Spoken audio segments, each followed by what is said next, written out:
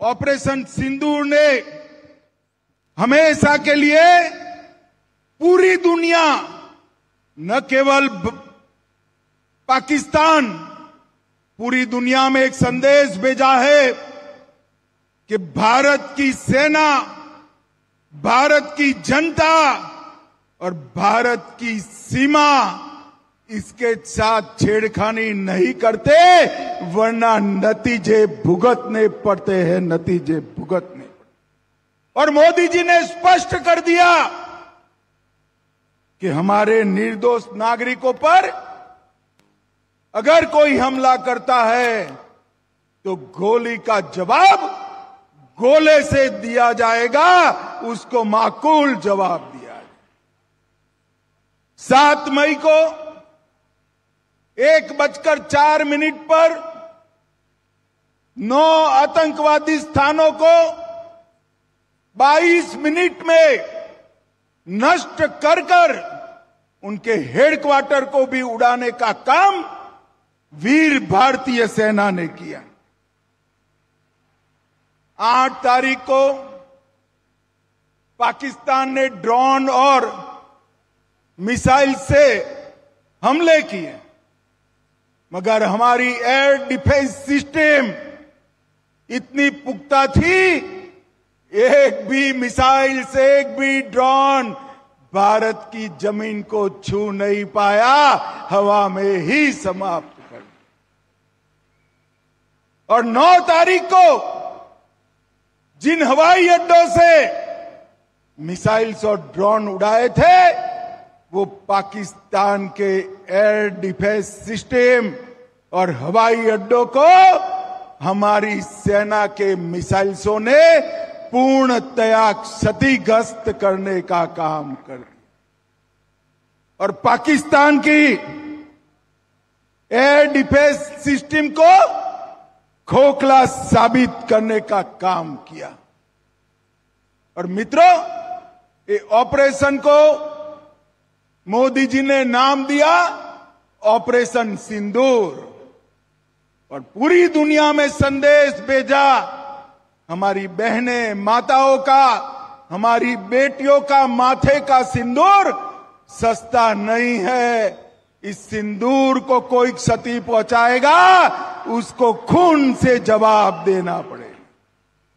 और ऑपरेशन सिंदूर ने फिर से एक बार भारत की अपनी सीमाओं की रक्षा की प्रतिबद्धता को पूरी दुनिया के सामने उजागर किया। और मोदी जी ने सिद्ध कर दिया, ये नया भारत है। 2047 में हमें विकसित भारत तो बनना है, पर ऐसा भारत भी बनाना है जिसके सामने कोई आंख उठाकर देख न पाए, ऐसे भारत की रचना करें। जब ऑपरेशन सिंदूर चल रहा था, तभी एक ऑपरेशन ब्लैक फॉरेस्ट भी चल रहा था। छत्तीसगढ़ में 5000 फुट ऊंची पहाड़ी पर नक्सलवादियों के अड्डों को हमारी सीआरपीएफ, छत्तीसगढ़ पुलिस और बीएसएफ ने मिलकर ध्वस्त कर दिया। 31 नक्सली मारे गए, और उसके बाद अब तक और 36 नक्सली मारे गए। कई सरेंडर हुए, कई गिरफ्तार हुए, और आज मैं शिवाजी महाराज की भूमि से कहकर जाता हूं, 31 मार्च 2026 ये देश की धरती पर से हम नक्सलवाद को समाप्त कर देंगे। भाइयों बहनों, नरेंद्र मोदी जी ने सिंधु जल समझौता भी रद्द कर दिया, जो जवाहरलाल जी कर गए थे। मोदी जी ने स्पष्ट कर दिया, खून और पानी एक साथ नहीं बहेंगे। पाकिस्तान के सारे व्यापार के दरवाजे भी बंद कर दिए। ट्रेड और टेरर एक साथ नहीं चलेंगे और उनको कहा कि अब की बार अगर हिमाकत की तो जवाब ऐसा मिलेगा जो आपकी पुश्ते याद करेगी, पुश्ते याद करेंगी। भाइयों बहनों, जब ऑपरेशन सिंदूर के बाद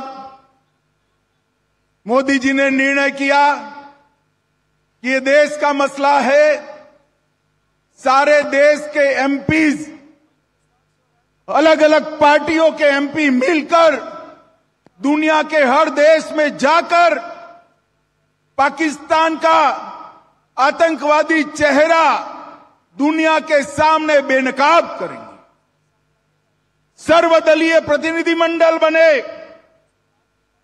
तो उद्धव सेना के एक प्रमुख नेता ने कहा ये किसकी बारात जा रही।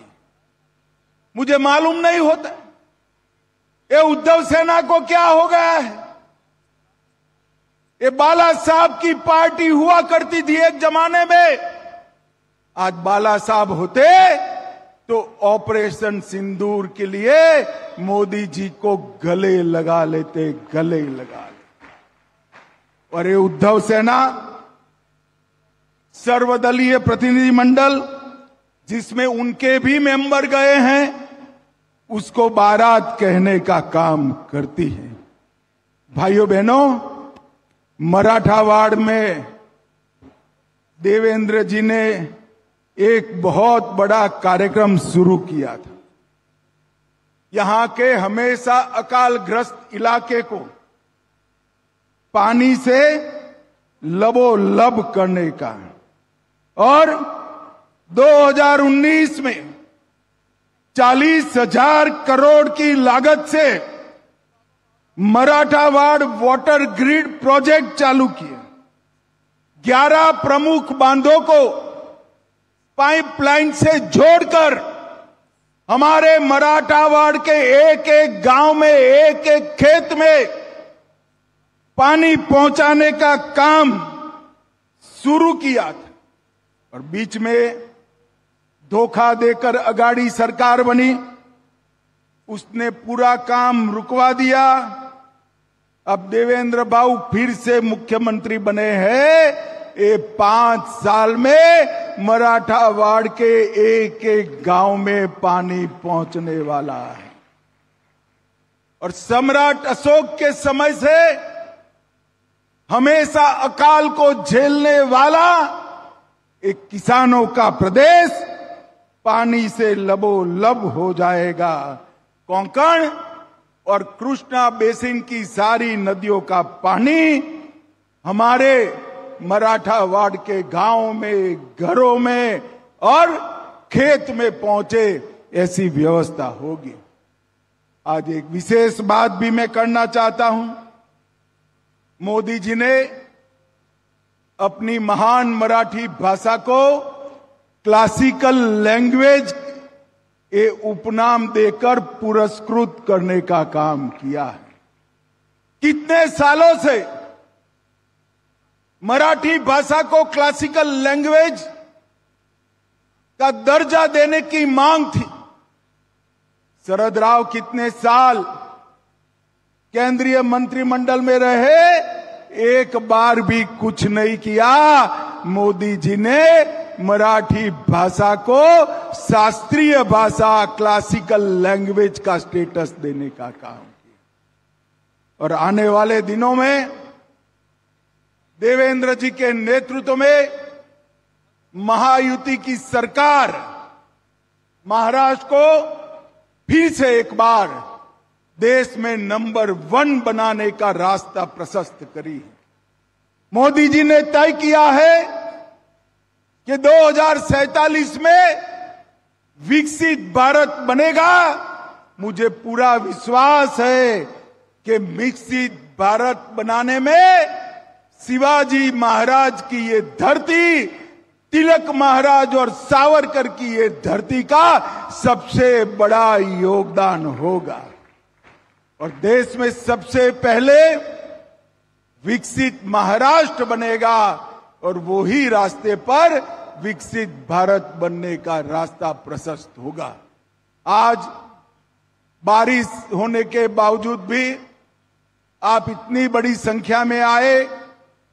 भारतीय जनता पार्टी की सरकार, मोदी जी, देवेंद्र जी का समर्थन किया और ऑपरेशन सिंदूर को अंजाम देने वाले हमारे सेना के जवानों को आपने समर्थित करने का काम किया है। आप सभी का मैं बहुत बहुत धन्यवाद करता हूं। मेरे साथ दोनों हाथ उठाइए, जरा एक बार उठाइए दोनों हाथ। विजय के संकल्प की मुट्ठी भींचे और प्रचंड आवाज से बोलिए, भारत माता की वंदे वंदे वंदे।